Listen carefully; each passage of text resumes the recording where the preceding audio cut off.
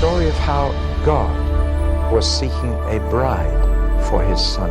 Each book is different from every other book. I'm trying to give you the keys for you to unlock it for yourself.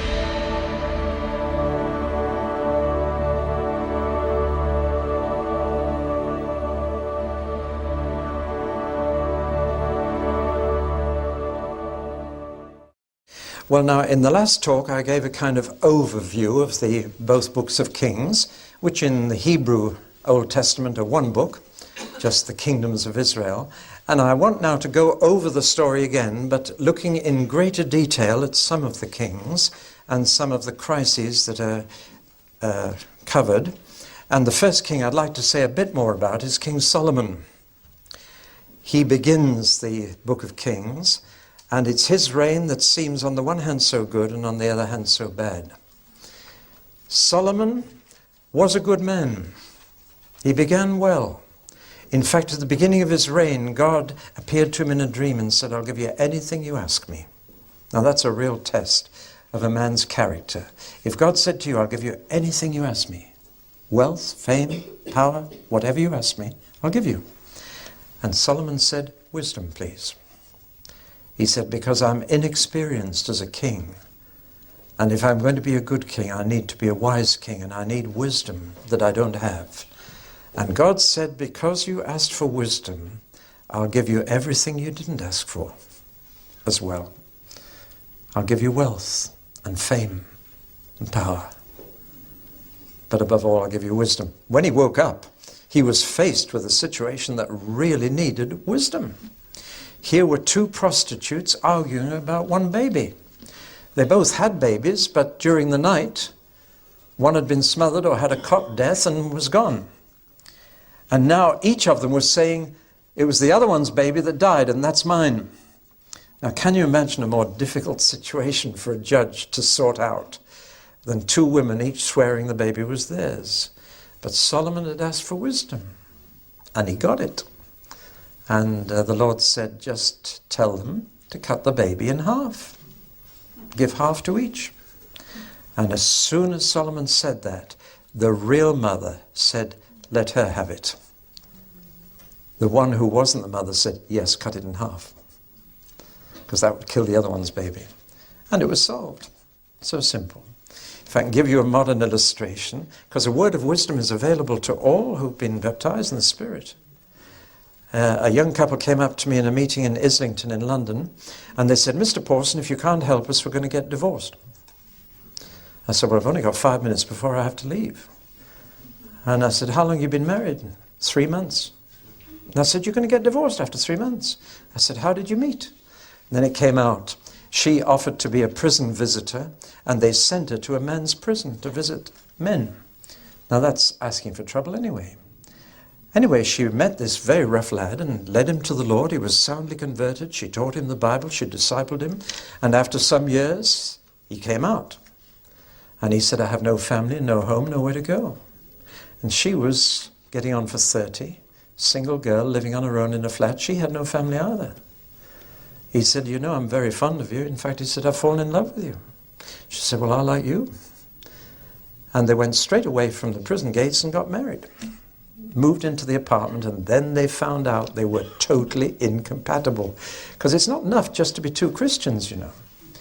And he never used a knife and fork, ate with his fingers. When he undressed at night, he just dropped his clothes where he stood, and in the morning jumped into them and pulled them up. And she'd been brought up with flowers and lace curtains and everything in the drawer, you know. And in every way, they were totally incompatible. And after 3 months, they said, "We've made the biggest mistake in our lives. Can you help us?" 5 minutes.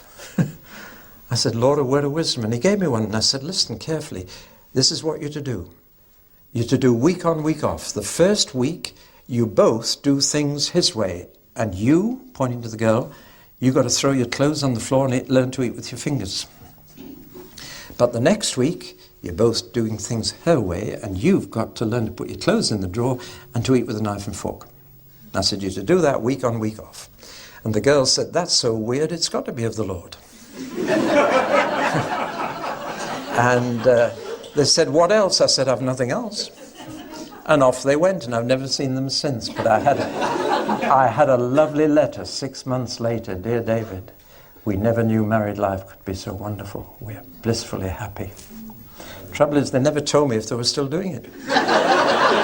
But you see, now I've got the answer. I can write a book called Week On, Week Off. But I'll tell you something, I've never passed that word on to anybody else, because God gave the word of wisdom for them. James says, do you lack wisdom? Then ask for it. And don't doubt that you'll get it. Well, Solomon asked for it. And he got it. And he sorted it out. Wise men. He also wanted to share his wisdom with others, so he collected 3,000 proverbs.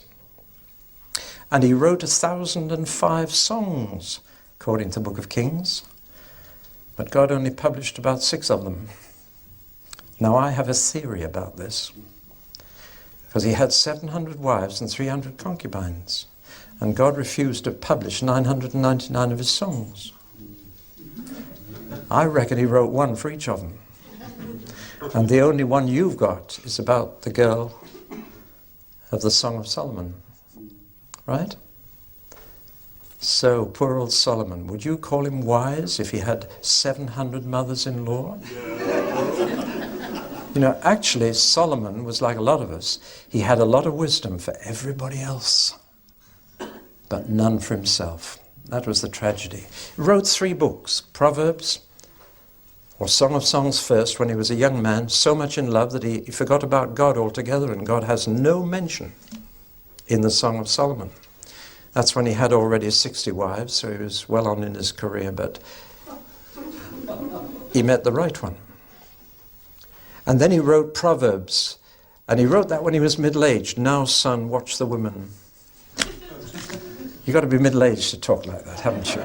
You know? I heard a teenage girl say to her mother, what did you do at my age that makes you so worried about me?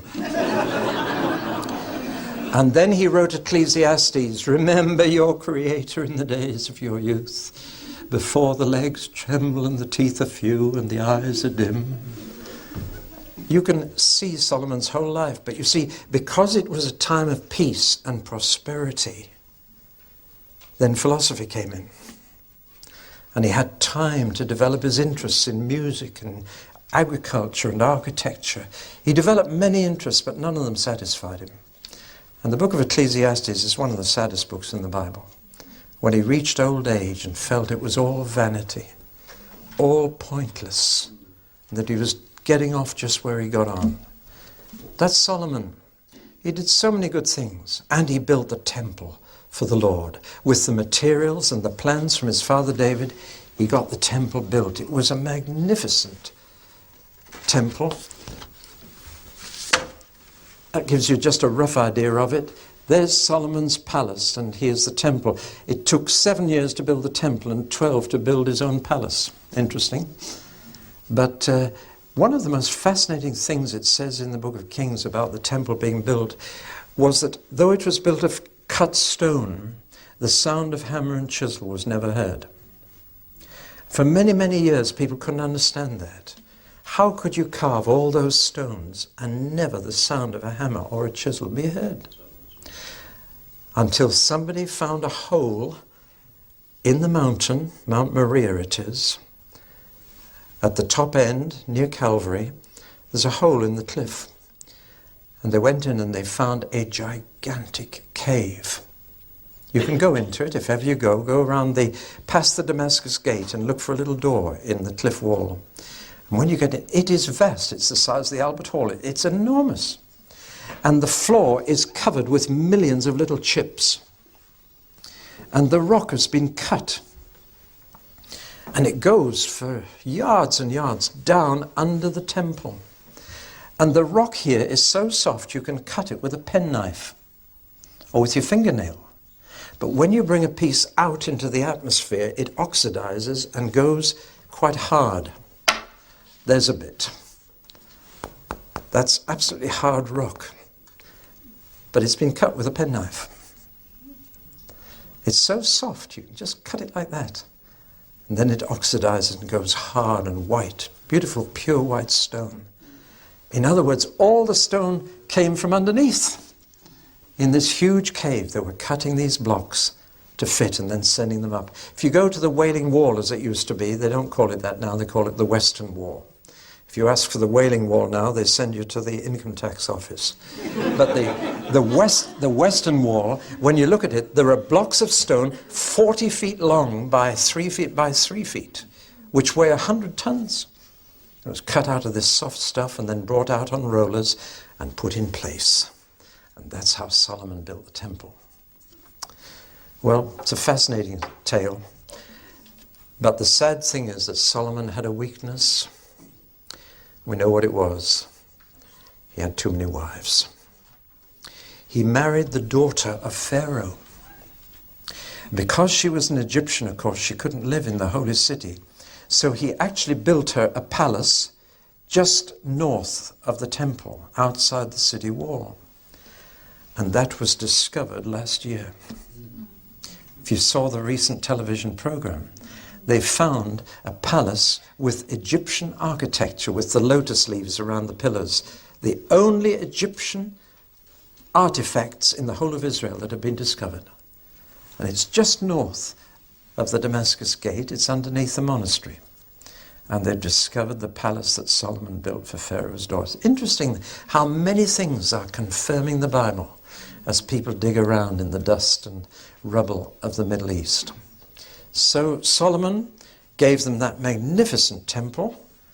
It says it was 480 years after the Exodus when he opened the temple. And if you want to read a most inspiring prayer, it's the prayer that Solomon prayed at the dedication of the temple. It was opened during the 7th month, the Feast of Tabernacles, and the glory of the Lord came down, as it had come down on the tabernacle, the tent, earlier. It's a lovely story, and yet there he was. His many wives were bringing pagan gods into the very palace, in the city where God had put his name. And the whole thing was having this profound effect on all the people.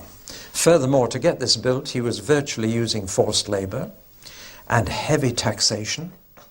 And of course, this made the north even more resentful when they had to pay taxes to build something in the south. And you can see as you read the story that Solomon was actually laying the ground for catastrophe. But God said to him, because you built this temple for me, it will be in your son's reign that he will lose the kingdom. Interesting. But that is in fact exactly what happened. And this unrest in his son's reign, of course, led to this divided kingdom. Now, I want to single out one or two things in the rest of Kings in detail, just out of interest, because he was using different chronicles or records, one from the north and one from the south. The account of each king is a little different. When he is writing about the kings of Israel, he begins with the date when they began to reign, the name of the capital city where they reigned, the length of the reign. Then came the judgment. He did evil in the sight of the Lord. Then we get the name of his father. Then he names the source of reference for his facts, where he got the facts from, which record. He then finishes with the death and mentions the son who took over unless somebody else took the throne. And in every case, the kings of the north are described that way, and compared to the first king of the north, Jeroboam. And Jeroboam was this man and not a very good king. And so it usually says, and he did what was evil in the sight of the Lord, just like Jeroboam. But in the south, using different records, there's a slight variation. The date when they began to reign, but then the age at which they began to reign. And some of them were boy kings. The length of the reign is the same. Then he gave the name of the mother, not the name of the father. I don't know why, don't ask me. But there's been an interesting change. Today, you're a Jew if your mother was a Jew. Whereas in Bible days, you were a Jew if your father was. There's something going on here. Then there is a judgment as to whether they were good or evil. In the north, every king was evil. In the south, some were good and some were evil. Then he says his source reference, the death, and he always mentions the burial of the 7 kings, unlike the north. Mentions their grave, and then the son or successor. But these kings are evil compared to David. These kings are evil compared with Jeroboam. And the good ones here are good because they are different. That's just to help you to understand. Now let's look at the number of good kings and bad kings. It wasn't quite as simple as good. There were some who were very good, and when they were good, they were very good. And there were some who were good, some who were bad, and some who were very bad. When they were bad, they were very bad. And there was one queen. Now God had made a covenant with David that as long as his statutes were kept, there would always be a son on his throne, not a daughter. And Israel was never intended to have queens. But we'll see there was one. Now, I've done the colors so that you can see very quickly what was happening. Let's look at the north. And you see straight away that most of them were very bad, and a few were just bad. But none were good, and certainly none were very good. And the intriguing thing is that though the north had 20 kings and the south had 20 kings, the south survived another 140 years. Because good kings reign longer. Do you see? Same number of kings, roughly, but all bad kings. So look how quickly they were replaced. Some of them only survived a couple of months and then were killed. It is a really sad story. One of the worst, of course, was a man called Jehu, but quite a bad one was Ahab. And he went and married a foreign princess, a Phoenician from Tyre. And her Phoenician name was Primrose. It was rather unfortunate that in Hebrew it meant garbage. The name was Jezebel. And so he married Princess Primrose, who in Hebrew was known as Princess Garbage. But that's Jezebel, and she was a horror. And you need to know about her because even in one of the 7 letters to the 7 churches of Asia in the book of Revelation, there was a Jezebel wrecking a church. And the spirit of Jezebel has survived. Jezebel had Ahab round her little finger. And Ahab saw a vineyard, and he had a lovely big estate, but he saw this nice little vineyard.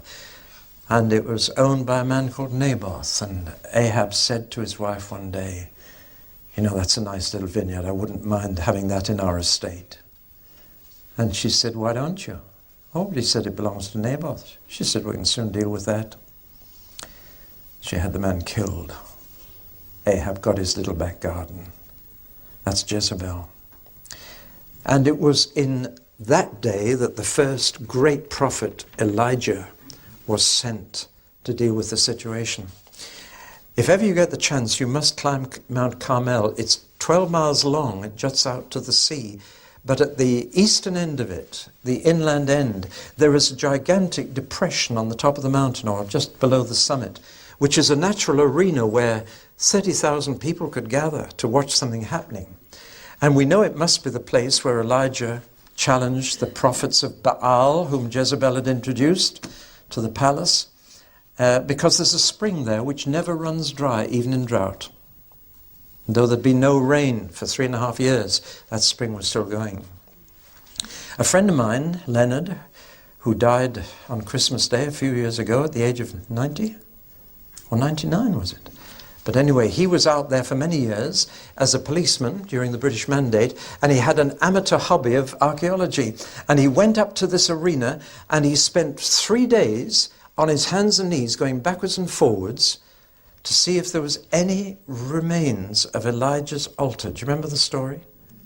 When Elijah built an altar and challenged the prophets of Baal to build their altar alongside. And he said, "Now you call for fire." It was a very clever challenge because we now know that the altars of Baal had a tunnel underneath. And a priest would climb along with a box of matches. And when the people cried out for Baal, and the fire came. And so Elijah said, now build one out here in the open. See? I mean, it's brilliant.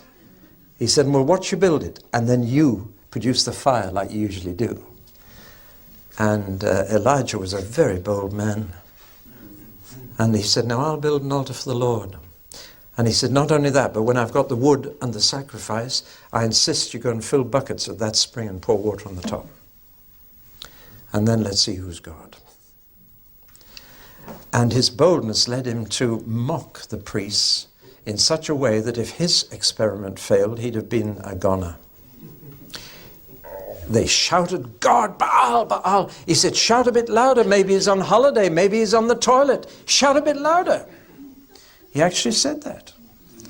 Of course, in your polite English Bibles, it says, maybe he has turned aside. But in fact, that's a euphemism for gone into the bushes to relieve himself. He's making fun of Baal. Can you imagine their anger if his didn't work? And then at 3 o'clock in the afternoon, the time of the evening sacrifice, said, now God, you show them. Now, my friend Leonard crawled around looking for anything, and he found a little stone the size of a goose egg. And on one side was a sheet of green glass fused to the stone. Some of you have seen it, have you? Yes. And he didn't know what it was. And he took it to the professor of geology in the Hadassah University in Jerusalem and said, can you tell me what that is? And the professor said, well, I can tell you this. You didn't find that in Israel. And he said, yes, I did, but I'm not going to tell you where till you tell me what it is. And the professor said, leave it with me for 3 days, but do you mind if we take a thin slice off it to look at it microscopically? And Leonard said, fine. He went back after 3 days, and the professor said, you're going to be terribly disappointed. Why? Well, it's just a lump of ordinary limestone. And Leonard said, but what's this sheet of green glass on the side? He said, I couldn't scratch that with my wife's diamond ring. And the professor said, well, he said, that's limestone too, but it's been subject to the most indescribable heat. He said, it's the kind of thing you find after an atomic bomb's exploded. And Leonard knew he'd got a piece of Elijah's altar. And he carried that in his pocket for the rest of his life. The fire of God had been on that, melted it and crystallized it out. When I took a group up there, I got them all on their hands and knees looking for it. And they'd been looking for about 10 minutes, and then suddenly they stood up and walked towards me, and I said, have you found something? They said, no, we're not going to go on looking either. I said, why? You gone on strike? They said, we're not having our pastor worshipping relics. So I never got one. But that was the challenge. And then Jezebel heard about it. And she threatened him, and Elijah ran for his life. Amazing that one woman could frighten the prophet of the Lord. And he fled, went down to the Negev, and was so exhausted, having run all the way, that he went to sleep.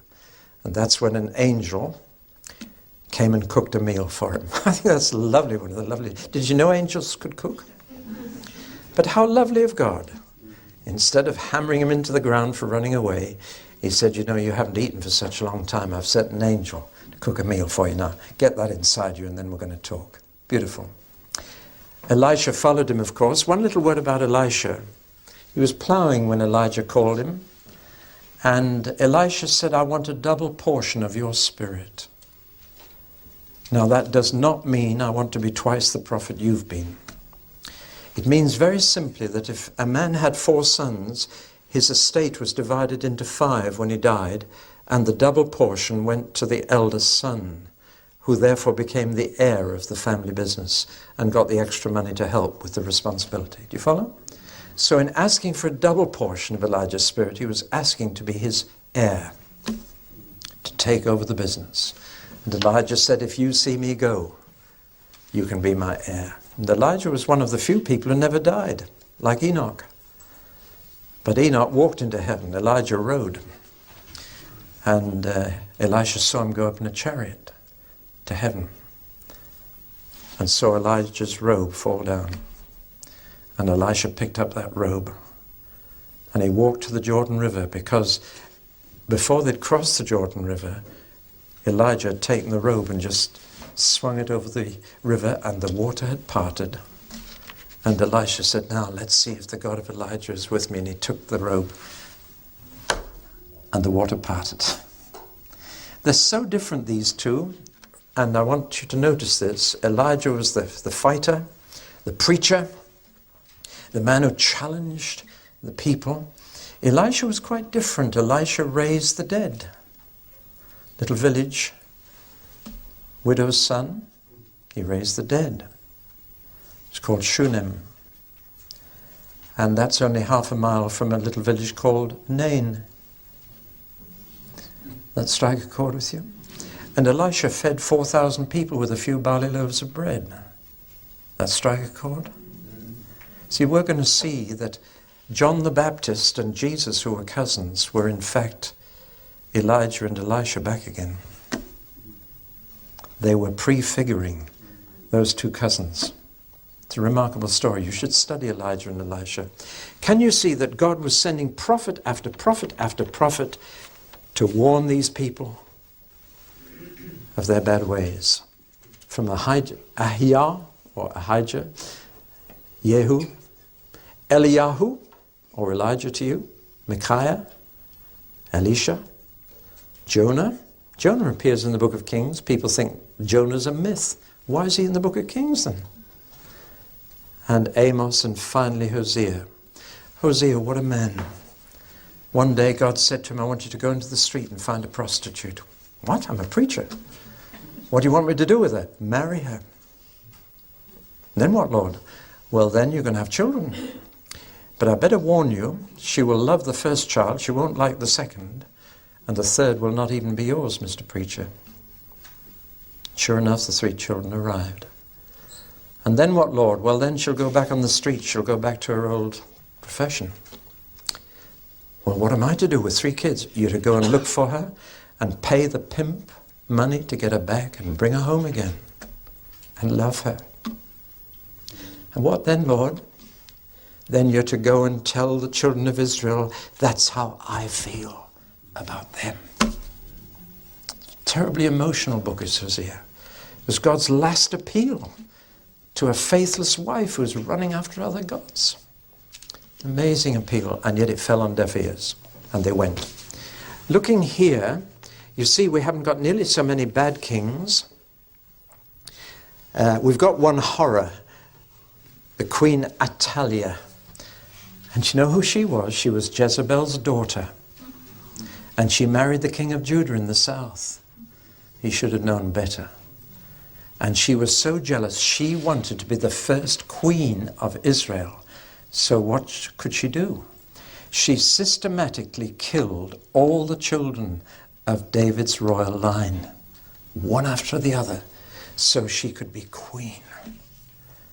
But the high priest of that day saw it coming, and he kidnapped the youngest boy, Joash, and he hid him. And when it all came out, Athaliah was dead and Joash was sitting on the throne as a boy. You can see they had 2 very good kings, Hezekiah and Josiah. Hezekiah was contemporary with Isaiah, and you can read part of the story in Isaiah, but there's again a mixture of good and bad. Hezekiah was a good king. He did many good things. It was he who dug the tunnel to bring the water into Jerusalem and make it safe against enemies. But he did many other good things. But then he was terribly ill. And 2 men came all across the Arabian desert from a little city called Babylon with a get well card from the king of Babylon. And they came and said, King Hezekiah, our king in little Babylon, has heard about your sickness, and he hopes you'll get well soon. And Hezekiah was flattered that somebody so far away knew about his illness and was concerned. Well, he said, would you like to see me around my palace? And he showed him all around the palace. And then he said, would you like to see around the temple, the treasures in our temple? And he showed him all the gold and silver in the temple. And then he said, go back and thank your king for sending his get well card by you. And Isaiah came into the palace and said, who were those men?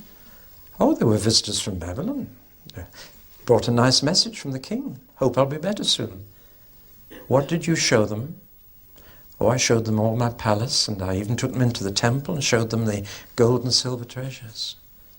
The Babylonians will come and take away everything you showed them. Mind you, it didn't happen for a long time, but it did happen. So Hezekiah was a mixture, both good and bad, but he did some very good things. The other king they had who did a lot of good was a king who came to the throne at only 8 years of age. And Josiah was born the same year as a man called Jeremiah. They were contemporaries, literally. And when he was 8, Jeremiah was 8. But we don't hear a word of Jeremiah in this account. Josiah was concerned that the temple was looking shabby and dusty and the paint was peeling, so he ordered a spring clean of the temple. And while they were cleaning the temple up, they came across an old cupboard covered with cobwebs, and when they opened it, inside was the scroll of Deuteronomy. Hadn't been read in years.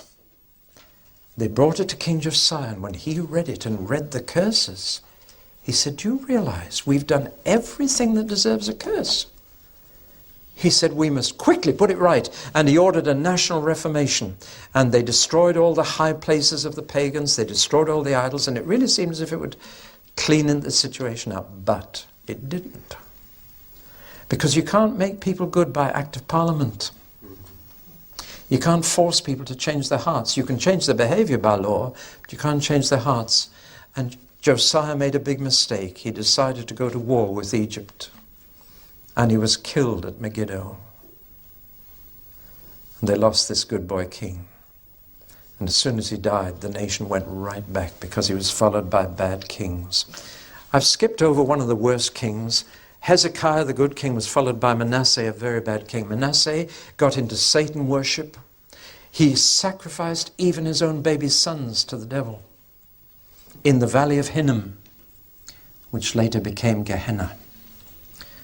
Dreadful place. And the worst thing Hezekiah did was, he was so angry with Isaiah the prophet for his preaching that he ordered him bound and put inside a hollow tree trunk. And then he ordered 2 carpenters with a big saw to cut the tree in half. That's how Isaiah died, under the cruel Manasseh. Have you read Hebrews 11 where it says, some were sawn asunder? That's Isaiah, that awful King Manasseh. And so the thing just fizzles out towards the end. It really is a very sad tale. What I've just picked up 1 or 2 outstanding things there to show you. What are we really saying? God, being God, always gave them full warning that they mustn't go on as they are. And he always does. People who think that they will be judged for ignorance are wrong. The whole principle of the Bible is God only judges us for what we know is wrong. So people who haven't heard about Jesus will not be sent to hell because they haven't heard about Jesus, but because they've done wrong in their own conscience. See, everybody knows the difference between right and wrong. They've got a conscience. And to be justified before God, all you need do is say, God, I have always followed my conscience. I've always done what I know to be right. But who could say that? That's the problem. And so, look at the prophets they sent. I've looked at those in the south, look at those in the north. Shemaiah, Obadiah, Joel, Isaiah, Micah, Nahum, Jeremiah, Zephaniah, Habakkuk, and finally Daniel. They all had the same message. They were all warning. But people preferred false prophets, and we know what false prophets are. They say everything's going to be all right. Cheer up, it'll never happen. False prophets always have a message of peace. Peace, peace when there is no peace. They try to heal the wounds of my people lightly, said Jeremiah. False prophets don't hear from God. They give the people what the people want to hear. That is still the temptation every preacher faces today. Don't disturb people. Don't upset them. Comfort them. Tell them what they want to hear. And false prophets do that. True prophets tell the truth and pay the price. And through the prophets, God's words came before his deeds. The warnings came before disaster. And that's the message that is written through and through the book of Kings. Let me finish. These things, says the New Testament, were written for our benefit so that we might learn what God will do to us if we go the same way. The church is not secure in itself. And there are two things that are happening in our day in the church which were condemned here. One is syncretism, and that means to unite one religion with another. When Elijah challenged the people of Israel, he said, "How long halt you with two opinions?" And I used to think the word halt there means somebody who was standing still and wondering which way to go. It doesn't mean that. The word halt means lame. Halt and lame. And it means they were walking with one foot in Yahweh their God and the other foot in Baal. How long are you going to walk like this, with one foot in one religion and one in another? And we now see in the church syncretism. We see festivals of faith. We see people going to Canterbury Cathedral, the Baha'is and the Hindus and the Muslims going there to pray for the trees. This is happening in Christian churches because there is pressure on us even from the Duke of Edinburgh. He's appealing to religions to unite to save planet Earth, the environment and the wild animals on it. We have Prince Charles, who's willing to be called defender of faith, but not defender of the faith. We are into an era when it's become fashionable to say all religions lead to God. That's syncretism. The other thing, we are into pagan festivals, of which harvest festivals and Christmas and blessing of everything from pets to plows and fishermen's nets is all the kind of practice. Halloween, why do people carve pumpkins? They're carving demons' faces. And if we're not careful, Christians get hooked on these things as well. Christmas is the most obvious example. It's a totally pagan festival. And it comes from days before Christ when they burned logs, Yule logs, they sang carols, they ate and they drank overmuch. It was the midwinter festival. And when the first missionary came to England, he sent word back to Rome and saying, "I can't get them away from this pagan festival in midwinter." And Pope Gregory said, "Well, if you can't lick them, join them. Turn it into a Christian festival." That's how it's come. I believe we've got to get Christ out of Christmas, not get him back into it. Because it is basically pagan, and it's the pagan side that takes over. Well, need I go on? We see in the book of Kings the dangers of becoming too mixed up in other religions and other ways of life and other moralities. And it's happening. But the God who is the King of the universe is also our judge. And sooner or later, we will lose what he's given to us unless we wake up. That's the lesson from the book of Kings. It's a sharp lesson. If it happened to them, it can happen to us too. So God, give us wisdom to understand the lessons he's trying to teach us, that we may learn the easy way by learning from others instead of learning the hard way for ourselves. You can either learn wisdom because it's been passed on to you, or you can learn it in the school of experience whose colors are black and blue.